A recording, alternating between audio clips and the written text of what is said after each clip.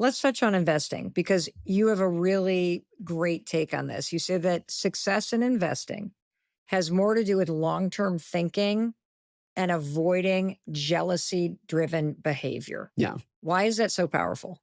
All compound interest. So compound interest is an incredible thing of just you're growing your money over time and it grows at an increasingly higher level. And that's how you Can you become. explain that to the person listening who may not know what that is? Because I know a lot of people are going to share this episode to people in their lives who may have never ever listened to anybody when it comes to the psychology of money or how to change your behaviors around money. So what is compounding interest? So let me explain it very simply. Great. We have $100 Yep. and we earn a 10% return on our money this year. So in 1 year, we have $110, 10% return. So you earn $10 in profit this year. I'm also going to earn a 10% return next year. So now I earn 10% on $110. So my profit that year is 11. So my profit in year one is $10. My profit in year two is $11. My profit in year three might be $12 or $13. It's growing every year because you are earning gains on your gains. And if you extend that over a lifetime, over 30 or 40 or 50 years, the returns get absurd. And so the example that I use in my book is Warren Buffett, the greatest investor of all time. He's worth over $100 billion. Nobody comes close to the level of investing success that he's achieved. 99% of his net worth was accumulated after his 60th birthday. Say that again? 99% of his net worth was accumulated after his 60th birthday. Now, when he was 60, he was a billionaire, absurdly successful by any metric, but he became worth over $100 billion from age 60 to he's 94 today.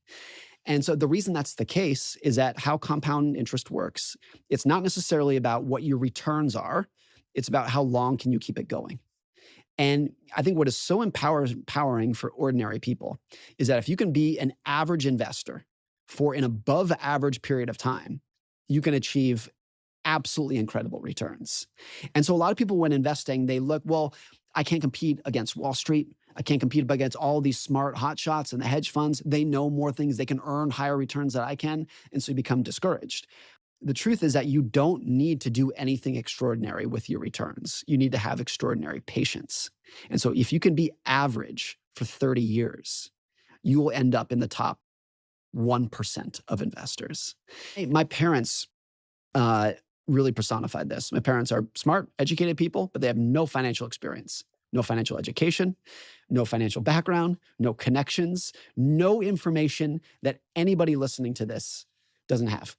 But they have had extraordinary patience and self-control and discipline. So they have been investing consistently every month for 40 years, never sold anything. Every month they invest a little bit of money, leave it alone for 40 years. If you look at their returns, they would literally be in the top of professional money managers without knowing anything, without having any extra information that you and I or anyone listening can't have, because they had the one skill that actually mattered, which was just patience and discipline. And that's all you need. That's the only thing that you need. And there's some very interesting stories of professional investors who, I remember hearing the story about this professional investor who in any given year was never in the top half measured against his peers. In any given year, you look at this money manager and you're like, yeah, he did okay. Nothing extraordinary. But over 30 years, he was the best. Because that's all you need. It's not about what you earn this year. It's about how long can you keep it going for is all that matters. Having been $800,000 in debt and having liens on my house, and clawing my way out of it, it's funny in almost every interview I get asked, so how did you get out of debt? I'm like, 15 years of just clawing away at the bills and saving more than I spent. I mean, it was lowering expectations for my lifestyle. I mean, it was grueling. But now I notice that I'm afraid to really do anything that feels slightly risky. No. And I know there's a lot of people that are worried about losing their money. And so if you have a mindset where you're worried about losing the money that you have, do you still recommend that people invest in the stock market? Yeah, but it's always, the question is how much. And so I have that fear. I've never been buried in debt. I've always been a diligent saver.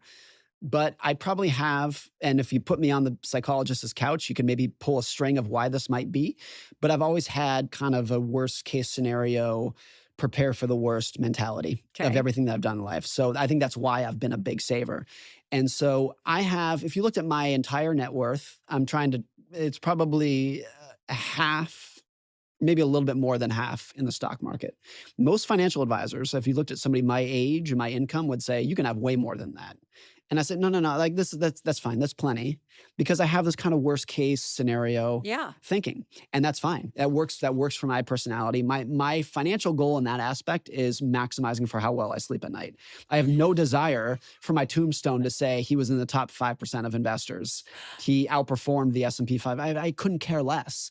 I want to use money as a tool to help me sleep at night. That's the metric I'm going for. Hmm. And so during periods when the market has done very poorly, 2008, 2020 during COVID, it didn't really have that much impact on me because I was never 100% in it. I always had plenty to fall back onto if things happen. So I have quite a bit of cash and bonds and like boring basic Same. savings. Same. And look, you can overdose on that. You can overdo that. But I think the idea that most financial advisors would just say, well, look, if you want to maximize your investing returns, this is how much you should have in the stock market. That can be true for some people, but you really have to look in the mirror with you and maybe your spouse and your partner and say, well, like, what are we trying to maximize for? And I think there's no amount of investing return that can compensate for waking up at 2 a.m. and saying, oh shit, am I doing this right? Have I gone too far? There's no amount of return, at least for me, that would be worth it for that. I would much rather just use money as a tool to be happy and look at my savings and think, I have young kids right now. Hmm. When I think about my savings, I think about if something terrible happened to our family, my career, our health, whatever it might be, this savings is a cushion to prevent hardship on my children. Hmm. Now, everyone's in a different situation, but for me at this phase of my life, that's what it is to me. And so it's not about like, oh, am I maximizing investing return? It's, am I using this as a tool to give myself and my kids, and my wife, a better life? That's what it is for me Well, personally. and that's what you said at the very beginning. You either use your money as a tool in order to live a good life and to be content. And you've now introduced this question, what am I maximizing for? Right, Or you're using it as this yardstick so that you can measure up with people externally. right. And Those are there's the two things. and there's a graveyard of stories of people, most of them were very wealthy people, who the goal of their investments was beat other people. Yeah. Their goal was outperform the next guy, and it completely backfired on their. They were chasing a goal that had no impact on their quality of life, and that's never made much sense to me. It's always just been like, how can I use this as a tool to be happier? And there are a lot of people. I explained in Psychology Money how I invest my money, and I was maybe not surprised, but I think it's so interesting to me that it seems like their goal is making the spreadsheet happy. Yes. Their goal is so that you can come up with a formula that says you're maximizing return. And my goal has always been use it as a tool to live a better life. What is the shorthand version? I know you do write about it in your book for how you do invest your money. So I invest in what are called index funds, which are very boring, very basic. You basically own every stock in the universe. Pick a public company. I own it in this fund, very low cost. And I invest consistently every month, every quarter. And I've never sold anything in any significant amounts. And I hope to do that forever. I hope this is money that I pass along to my kids or charity or whatever it might be. And that's it. It's as boring and basic as that. And if you look at my entire net worth, it's a house, cash, index funds, and shares of a company called Markel, where I'm on the board of directors. And that's it. It's as simple and boring as basic as you can get. The more complicated your investments are, the lower the odds that you can actually stick with them Hmm. for 10 or 20 or 30 years. And getting back to compound interest, like all that matters is, can you stick with this? Can you keep this going for years or decades? And I think the simpler it is, the fewer levers you have to pull in your portfolio, the higher the odds that you're going to be able to stick with it for a long period of time. You keep saying the word patience. Yeah. And I think it's both patience with the things that you're doing, patience with yourself as your life is not meeting your expectations, Yeah. patience with your emotions when you feel like maybe if you bought that new thing, those new set of golf clubs, it'd make you feel a little less depressed. Patience, patience, patience. For somebody who's never invested, They don't look at their money. They feel intimidated by this. What would you say to them, Morgan? One of the most important things about investing in the stock market is that we know historically you can do very well over time. You can make a lot of money in the stock market over time. Like anything else in life, there is a cost of that.